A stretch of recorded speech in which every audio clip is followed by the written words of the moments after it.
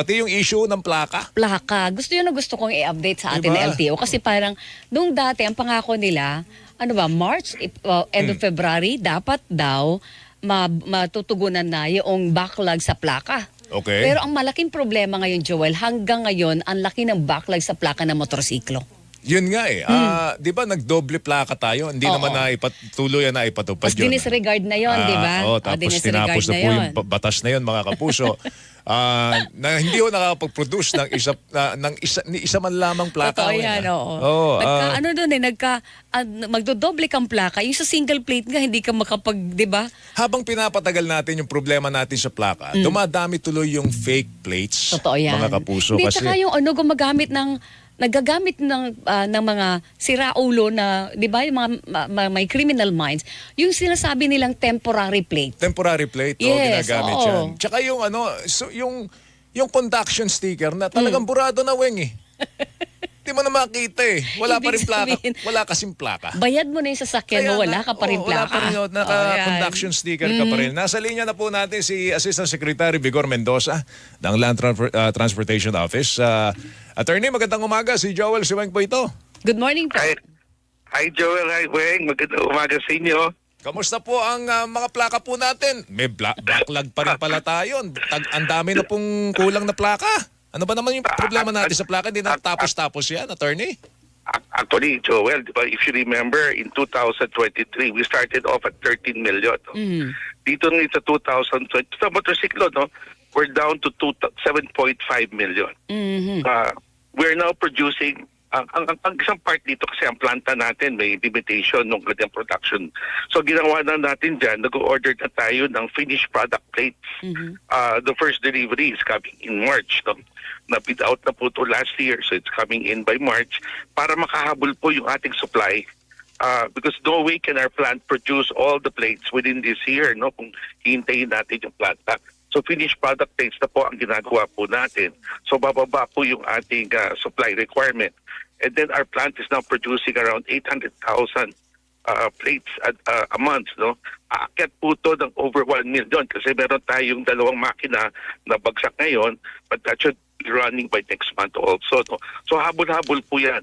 Ang ating projection ho yan by June, May pa nga eh, yung supply side, we would have settled all the supply requirements. In fact, 2017 motorcycle plates.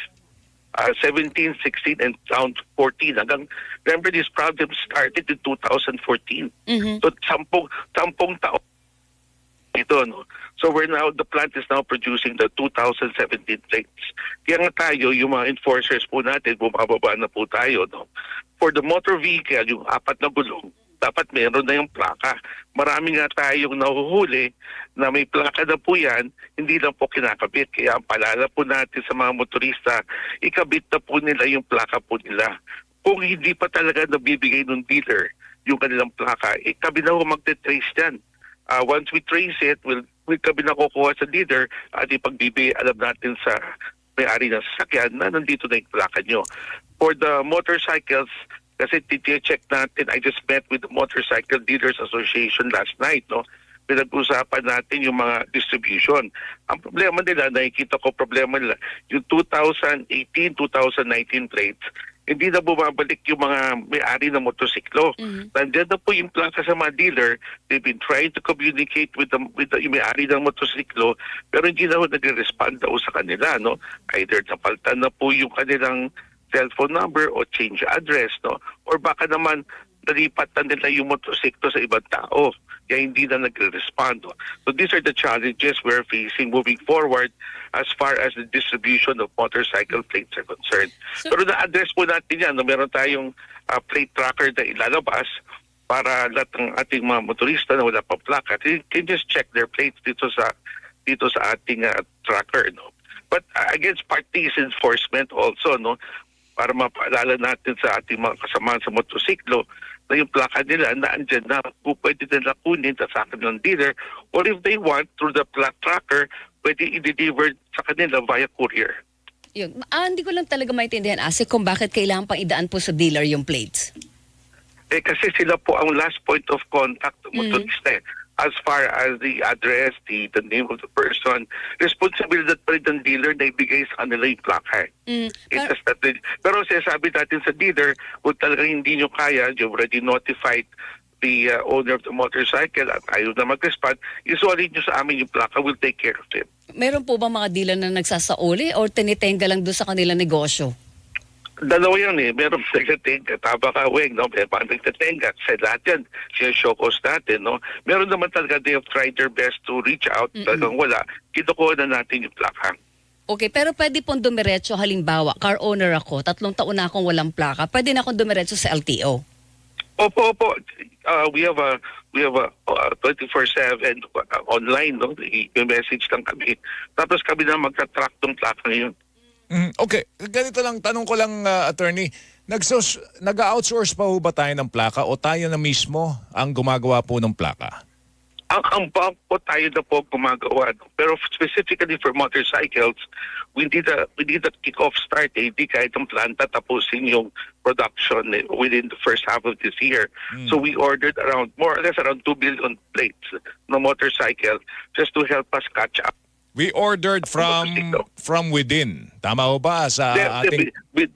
Binid out po yan. Binid out po ito. Binid out. Okay. Binid out po yan. Opo. Okay. Wala bang takdang panahon? Halimbawa, bumili ako ng motorsiklo Oo. Ilang buwan ho ba dapat nasa akin na yung plaka? Yes. Buwan ba pinag-uusapan natin o... Ang aming usapan sa Motorcycle Dealers Association, I reminded them, 15 days, kailangan yung plaka nandun na sa may-ari ng motorsiklo. Ang sinasabi nila, meron daw kami mga opisina na hindi nagko-comply. Kasi on the LTO side, out of that 15 days, within 5 days, ipasok namin ng dealer yung papeles nung bumili, dapat within 5 days, ilabas namin yung plakat o RCR. No? So meron daw kami mga opisina na hindi nagko-comply sa 5 days. So I've got the list of these offices para ma-reprimando natin, papalitan natin sino pa yung on LTO side, no? But on the dealer side, sabi ko naman, kailangan ilabas nyo within 15 days. Kung may problema, you let me know para maayos natin on the LTO side. Pero No? ang concern ko lang doon, ASEC, doon sa 15 days na yun ay sa bilis at dami po ng volume ng motor na naibibenta per day. Kaya niyo bang mag-catch up doon sa pag-i-issue ng dami po ng plaka na kailangan? Considering na may backlog pa kayo ng milyon-milyon? Kaya natin hindi ma-cater at we're catering to we call them cascading or you carry demand. Yung pang-araw-araw na pangangailangan. That's roughly like around somewhere on a nationwide scale, no, somewhere around 7,000 plates every day. So times 26 po yan. So roughly yan, nasa na mga close to 200,000, 180,000 a month. Kayang-kaya po namin yan yung plant. In fact, there are some offices na sobra-sobra ang plak nila. Nag-oversupply na kami. As far as current demand, we are ahead by around 1.5 months. Okay, pero halimbawa pa, kung pag-uusapan po natin na recent years, huwag muna natin puntahan yung sobrang backlog ng 2014, Joel, lalo na sa motorsiklo. Mayroon ba tayo, halimbawa po, since 2019, para mas recent yon, may backlog ba tayo doon, ASEC? Nagagawa niyo ba tugunan yung sinasabi niyo 200,000 per month ba yon? Opo, yung 200,000 per month, that is the current demand, yung pang-araw-araw na pangangailangan. Iba pa yung 2019. Yung 2019 plates, na-produce na po natin yan. Pinorward na po natin sa mga dealers yan. At naibigay na po sa mga motorsiklo owners. Concern po yan. As per our report last night from the dealers, so some of them nabigay na. Some of them, ito nga sinasabi ng mga dealers, hindi na raw bumabalik sa kanila itong mga may-ari ng motorsiklo despite the fact that they tried contacting them. Okay. Ganito siguro, ASEC, parang wag na tayo magkaroon ng problema. Total, sinasabi ng LTO ngayon, nakaka-catch up na sila, 'di ba, sa pagpapalabas ng plaka. Pwede bang pagka pinalabas natin yung unit, may plaka na? Kumbaga, ibawal natin yung pagbibigay ng unit doon sa may-ari nang wala pang plaka. Yes. Hindi ba natin pwedeng gawin yun, attorney? As far as motorcycles are concerned, we have a meeting. We're setting a meeting next week. No? Ang gusto sana natin, paglabas sa planta, may plaka na. Dapat So, ganun, opo. Kasi we're- ganito nagkakaturuan eh. 'Di ba? Tama yun. Ituturo Tama po natin yun. yung dealer. Tapos ang dealer Tama po ituturo yun. ang LTO. Opo. Sisimplihan Kaya na lang nga- natin yung problema bago ilabas yung unit, Opo. nakaplaka May plaka na. na. Correct. In fact, yun yung pinag-usapan natin. We would sit down with the manufacturers, importers, bago nila ilabas yung plaka, yung sasakyan from their plants to the dealers, may plaka na po yan. Okay, so kailan po sa tingin ninyo kayang ipatupad yung ganong sistema? Well, pag-uusapan pa namin, I'm sure they will have to adjust their flow. But I hope to get this at least pilot running, no, in 1 to 2 months, no. But we'll sit down with them already next week and see kung kaya nila gawin to. We will cooperate with them, no, and make sure that the plates are there paglabas ng kanilang masasakyan. Kasi ang nakikita kong problema rito, Asik, sinasamantala yung issue yan Opo. Sa totoo lang, meron din mga four-wheeled wing na may plaka na. Pero Totoo. hindi kinakabit. Oo. Dahil nga ang Totoo. conduction sticker ay hindi visible as the plate. So, Yeah. ginagamit nila yan para makatakas sila sa coding. Totoo yan. Correct. Pero ganito, Asek, kung kayang ipatupad yan sa motorsiklo, di kaya rin ipatupad sa kotse at iba pang four wheels? We sat down with the manufacturers, dealers dyan, Weng, no? Ang problema nga itong coding sa Metro Manila, in Baguio, and sa other places in the Philippines, no? Ang problema, pag nakabit na yung plaka paglabas sa planta, pagdating sa dealer, kasi gusto mo kulay pula na ending in 4, hindi tubugma yung plaka sa kulay. Nagkakaproblema yung dealer. Kung i-change plate natin yan just to conform to the consumer demand or consumer request, ang tagal po ng proseso ng change plate. So, yun ang nagiging problema natin very uniquely, no, dito sa ating, at least Metro Manila. What the dealers are saying is that kung may flexibility sa change plate, okay din yan.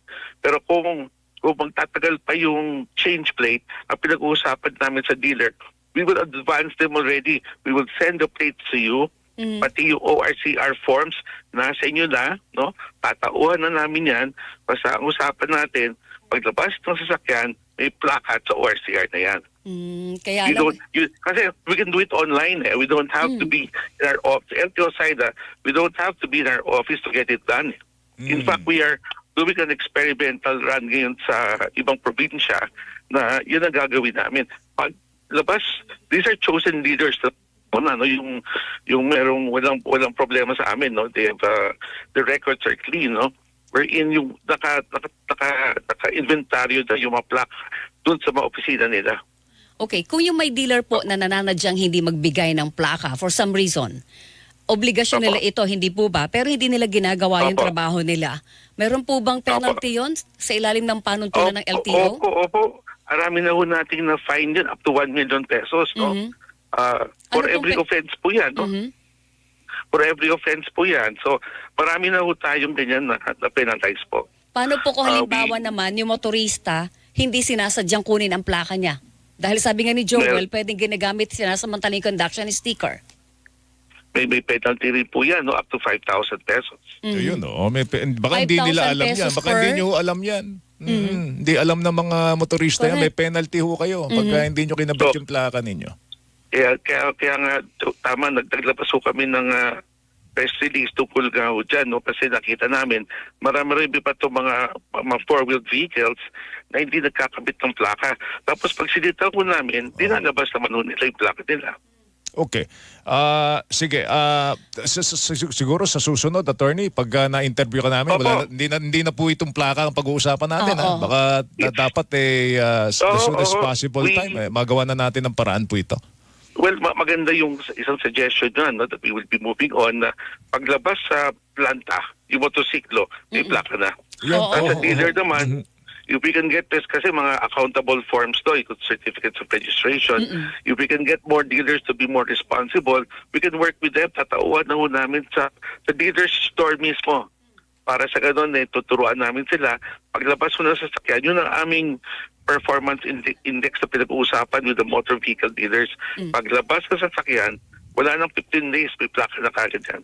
Meron lang po ihabol na issue kay Asek. Asek, paano po nabibigyan ng plaka yung mga luxury vehicles na ino-operate ngayon ng Bureau of Customs?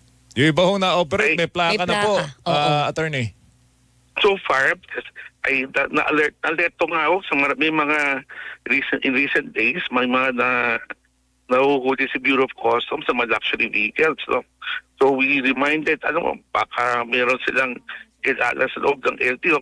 Pero so far naman, nahuhuli, wala pang plaka. Wala but pang plaka. Wala pang plaka. So we're coordinating, but pinapantayan namin yan kasi nakita na namin na huli dahil sa Makati, dahil sa Pasay, no? So we're monitoring all we call them NRU units, no, new registration units. There are 22 offices nationwide.